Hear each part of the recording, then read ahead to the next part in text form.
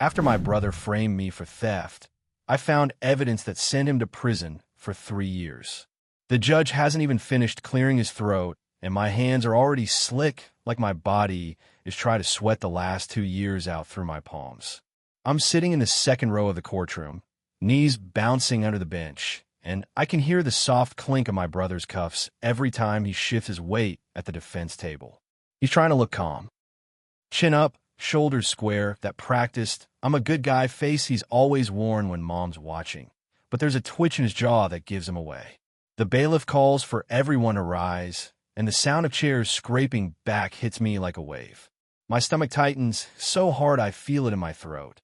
I keep staring at the back of Derek's head like if I look away, reality might reset, and I'll be back to the version of my life where my own brother didn't try to ruin me. When the judge finally says the number, 3 years, there's this half-second where Derek doesn't process it, like his brain rejects the words. Then his shoulders drop, just a fraction, and he turns his head. Not all the way, just enough to find me. His eyes meet mine, and for a moment it's like we're back in our parents' kitchen, kids again, fighting over something stupid. Except this time he can't talk his way out of it. He can't charm the room. He can't tilt the story. His mouth opens like he's about to say my name, and I can see the rage rising behind his teeth, but the deputy steps in closer, and Derek swallows it. My chest feels tight and hollow at the same time. I'm not cheering. I'm not smiling. I'm just breathing slow, deliberate breaths, because if I don't, I'll either collapse or scream, and I promised myself I wouldn't give him either of those on his way out. It started on a Tuesday night that should have been boring. That's the part that still messes with me. How ordinary the day was before he flipped my life over like a table. I've been working in my parents' business since I was 19. It wasn't glamorous. It was a small contracting company, 2 trucks, a storage unit, a little office we rented near an industrial area that always smelled like hot asphalt and metal. Dad ran the jobs and the client relationships. Mom handled the books. Derek handled the charm. He was the one who could walk into a room and make people laugh, make them trust him, make them think he was the guy you'd want to have a beer with. I was the numbers and the schedules and the unglamorous part. Payroll, invoices, making sure tools got signed in and out, running to suppliers when someone forgot something. I never minded being the quiet one until Derek started using it like a weapon. He always had this way of telling stories about me, where I was the punchline. Sam's allergic to fun, he'd say at family parties. Sam's the type who'd bring a calculator to a barbecue. People laughed because Derek was funny and I was there. I'd roll my eyes. I'd shrug it off. It felt harmless until it didn't. The theft accusation hit like a car crash. We kept petty cash at the office for small purchases, hardware runs, fuel top-ups, random emergency supplies. Mom restocked it every Monday, and I was the one who logged it because it was part of payroll and expenses. That Tuesday, I got a call from Dad around 7 p.m. "Where are you?" he asked, already angry. "At home," I said, confused. "What?" "The cash box is empty," he snapped. "All of it? And your brother says you were the last one here." I remember standing in my kitchen with my phone pressed to my ear, looking at my sink full of dishes like that was going to help me understand. "What cash box?" I said because my brain was lagging. "The petty cash," Dad said. $8,000. Gone. $8,000 wasn't just missing money for us. That was payroll cushion. That was rent on the office. That was the difference between a stressful month and a crisis. "That's impossible," I said, and I actually laughed once, a short burst of disbelief. "I didn't touch it." Dad didn't laugh back. "Derek says he saw you lock up," he said. "He says you looked nervous." "I didn't even go there after lunch," I said, voice rising. "I left at 2. Derek was still there. Ask him." "I did," Dad said, and my stomach dropped at the way he said it, like the conversation was already decided. "He came home early. Said you told him you had it handled." I stood there, heart pounding so hard it made my ears ring. "Dad," I said slowly, "why would I steal from us?" There was a pause. I could hear my dad breathing, heavy and frustrated. "Don't make this harder," he said, and in that moment I realized he wasn't asking. He was accusing. The logic didn't matter because the story had already been delivered by the person Dad trusted most, the son who made him feel like a winner. When I drove to the office, Mom was already there, crying into a tissue in her car, and Derek was leaning against one of the trucks like he was a concerned witness. He had his arms folded, his face drawn with just enough hurt to look real. When he saw me, he shook his head slowly, like I'd disappointed him. "Tell them," I said the moment I stepped out of my car. My voice was shaking, but I didn't care. "Tell them you were there. Tell them you had the key." Derek held his hands up. "Sam, relax," he said softly, like I was the unstable one. "I'm trying to help you here. Help me." The audacity of that made my vision go white for a second. Dad pushed past me into the office. Mom followed. Derek and I were left in a parking lot under the orange glow of the streetlight. The asphalt still held the day's heat, and the air smelled like diesel. I didn't do anything. I hissed at him, stepping close. "What are you doing?" Derek's smile didn't reach his eyes. "You always think you're smarter than everyone," he said quietly. "Maybe it's time you learned you're not." "Are you insane?" I whispered. "This is our parents' business." He tilted his head like he was amused. "And you've been acting like it's yours," he said. "Like you're the one holding it together. Like Dad needs you." That's when I understood. This wasn't about money. The money was just a tool. Inside the office, Dad opened drawers and cabinets like the cash might jump out if he moved fast enough. Mom kept saying, "This can't be happening," over and over like a prayer. Derek walked in behind us and did his performance again. "I hate to say it," he told Dad, voice heavy, "but I think Sam's been under a lot of pressure. Maybe he snapped." I turned to my father, waiting for him to laugh, to say, "Don't be ridiculous." He didn't. His eyes were hard, and he wouldn't meet mine for long. "Check the cameras," I said. "We have cameras." Derek made a little face. "The camera system's been glitchy," he said quickly. "You know that. Half the time, it doesn't record." I stared at him. I hadn't said anything about glitches. Mom hadn't said anything about glitches. Derek just volunteered it. Dad rubbed his forehead like he had a migraine. "Sam," he said, "if you did this, now's the time to come clean." My throat closed up so tight I had to swallow hard just to speak. "I didn't," I said. "I swear to you." And then my dad did the thing I'll never forget. He looked at Derek. Not at me. At Derek. Like Derek's face held the answer. "Call the police," Dad said. I remember the sound my mom made, a strangled gasp, like she wanted to stop it, but didn't know how, without turning on Derek. I remember the way Derek's mouth twitched, just for a second, like he was trying not to smile. The police treated me like I was already guilty the moment they heard Derek's version. It wasn't dramatic, not like TV. It was worse. It was quiet certainty. They asked me where I was, if I had debts, if I'd ever taken money before. Derek sat there with his arm around Mom, being the supportive son, and told them how worried he was about me. He even said, "I love my brother, but I can't ignore what I saw." Like he was making a noble sacrifice. I kept thinking, this is a mistake. Any second now, someone will notice it doesn't make sense. But the world doesn't work like that. Sometimes the first story wins just because it arrives first. They arrested me that night. Handcuffs in my parents' office. My mother sobbing, "Please no," while my father stood stiff and silent. Derek hovering behind her like a saint. When the officer read my rights, I remember staring at the cheap office carpet and thinking, I'm not the kind of person this happens to. And then I realized there's no such thing as the kind of person. There's just whoever the story lands on. The fallout wasn't just legal. It was social. Family. The kind of damage you can't scrub off. I got booked. I spent a night in a holding cell that smelled like bleach and sweat. My girlfriend at the time, Mia, came to pick me up after bail, eyes swollen from crying. But there was fear in her face, too. Not fear of the police. Fear of me. Like maybe, in some corner of her mind, she wondered if the story was true. My job was obviously gone. My parents stopped taking my calls for a week. Derek texted me once, "You don't have to do this the hard way. Just admit it and we can move on." Move on. Like he'd spilled coffee, not destroy my life. I hired a lawyer with money I didn't really have because my public defender appointment was weeks away and my court date wasn't going to wait.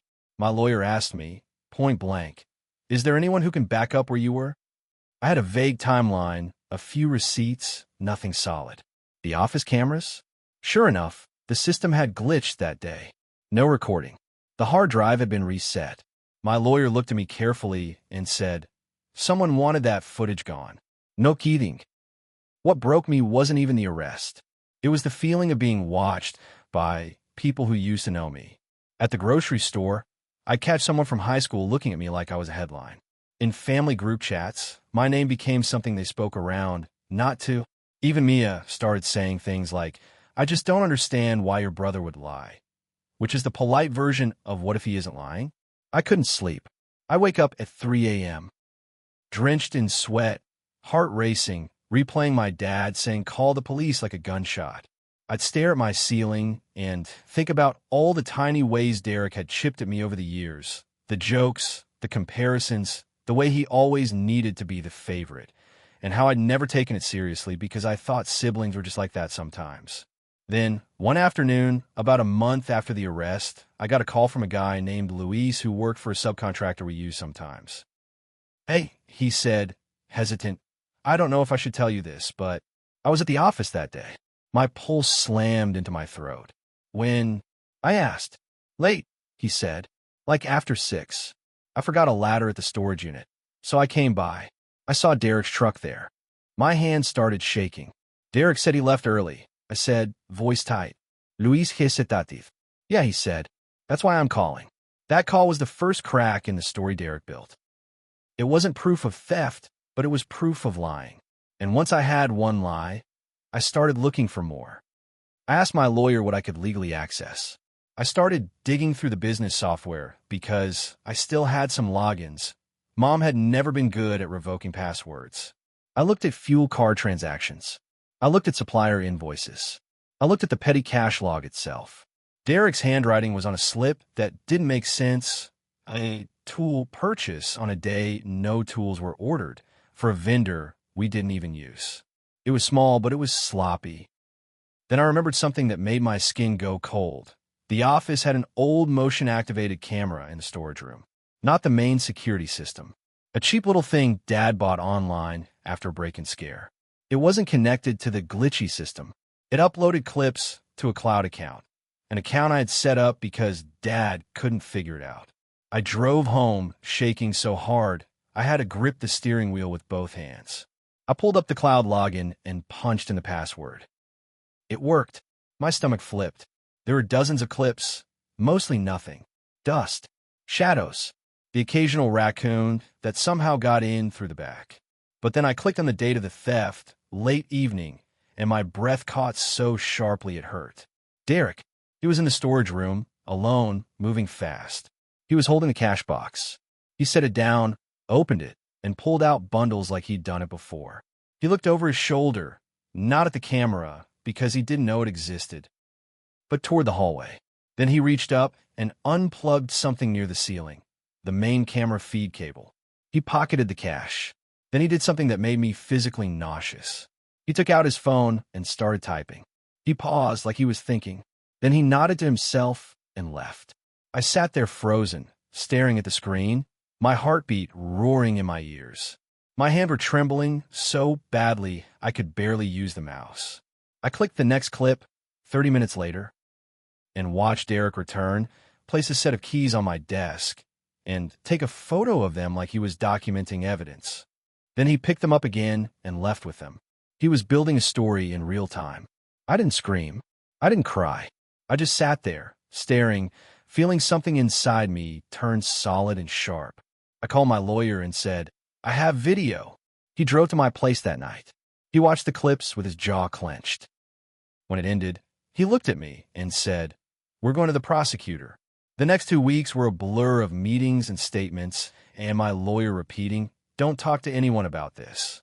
It took everything in me not to drive to my parents' house and throw my phone at Derek's face. The prosecutor's office moved faster once they saw the footage. Suddenly the tone changed. Suddenly I wasn't just the accused. I was the complainant. They reopened the investigation. They subpoenaed Derek's phone records. They checked pawn shops because Derek had a history of flipping tools on the side. They pulled bank deposits and found cash deposits that lined up suspiciously with the missing money. When detectives interviewed Derek again, he tried to do the same performance. He acted offended. He acted hurt. He said I was obsessed with blaming him because I couldn't accept responsibility. The difference this time was that they didn't need to guess. They had him on video. The moment my family finally cracked wasn't when the police showed up with a warrant. It was when Mom came to my apartment, eyes red, and said, "Derek says the video is edited." Mom, I said, voice shaking with anger. It's a motion camera clip. It's not a movie. She covered her mouth and started crying like she couldn't breathe. Your father, she whispered. He doesn't know what to do. Tell him the truth, I said, and my hands were clenched into fists at my sides. Tell him he called the police on the wrong kid. She flinched like I'd slapped her with words. My dad didn't apologize right away. Not because he wasn't sorry, because apologizing would mean admitting he'd been played by the son he'd always trusted more. It was easier for him to stay angry at me than to face that. But the evidence didn't care about his pride. Derek was arrested at his house 2 days later. Leah, my cousin, not my sister, we didn't have sisters, texted me. They took Derek in. Aunt Nora is screaming. Grandma's losing it. My phone buzzed nonstop with relatives who'd ignore me for months suddenly checking in. Derek called me from jail. Of course he did. When I answered, I didn't speak. I just listened to his breathing. You did this, he said finally, voice low and furious. I laughed once, short and sharp. No, I said. You did. Take it back, he hissed. Tell them it's a misunderstanding. Tell them you were mad and you overreacted. A misunderstanding? I repeated, and my voice started shaking now, not with fear, but with disbelief.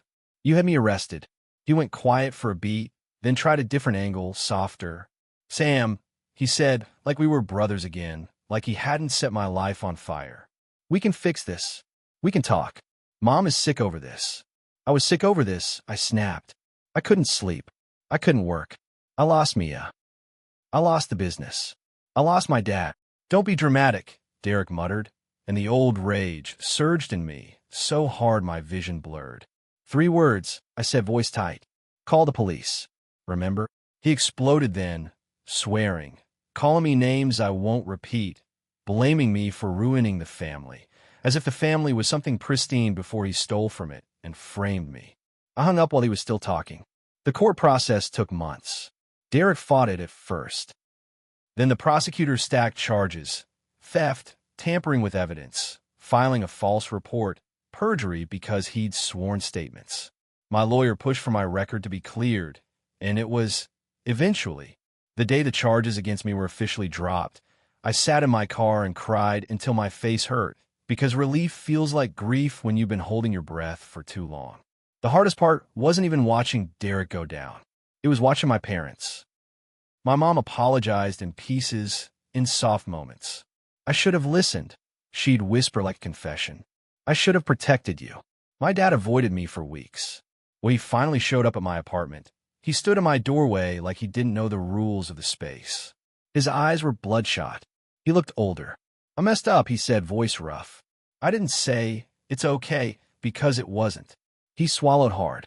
I believed him, he said, like it was a shameful thing to admit. I know, I replied. He nodded once, like the words landed. Then he said, quieter, I'm sorry. I wanted to feel triumphant. I wanted the apology to stitch everything back together. It didn't. It just highlighted the tear. At Derek's sentencing, he tried to speak. He told the judge he'd been under stress. He said he'd made a terrible mistake. He didn't look at me once. He looked at Mom, like she was the only audience that mattered. Mom cried silently into a tissue. Dad stared straight ahead like his neck was locked. When the judge handed down 3 years, Derek's face finally broke. Not into remorse, into shock, into the realization that his charm didn't work here. And now, after the courtroom empties and people start filing out in little groups whispering, my legs finally move, but not toward Derek. Toward the door, toward air, toward a life that still feels half-burned. In the hallway, my mom catches up to me, eyes swollen. What happens now? She asks, voice trembling. I look at her and feel something complicated tighten in my chest, love and anger braided together. Now, I say, I try to rebuild. My dad stands a few feet behind her, hands shoved into his pockets like he's trying to make himself smaller. "Can you come back?" he asks. "To the business?" I stare at him. The old me would have said, yes, just to smooth things over, just to be useful. The new me feels the weight of that office, the smell of diesel, the sound of handcuffs. I think about how quickly they believed the worst story about me, because it was easier than questioning Derek. "I don't know," I say honestly. "Not yet." My mom starts crying again. My dad flinches like tears are a weapon. I step outside into cold air that bites my cheeks, and for the first time in a long time, I feel something that isn't just rage or dread. It's small, it's fragile, but it's real. It's peace. Not because Derek is in cuffs, not because the judge said 3 years, not because everyone finally knows the truth. Because I finally do. I wasn't crazy. I wasn't guilty. I wasn't the problem they pretended I was. I was the person Derek chose to sacrifice to save himself, and I survived it. And now that he's gone, the family has to sit with the version of themselves they revealed when it mattered. I get in my car and sit there with my hands on the steering wheel, breathing slowly. My phone buzzes with a message from an unknown number, probably some relative with opinions, but I don't check it. I just sit and let the silence settle. Because for once, the story isn't his anymore.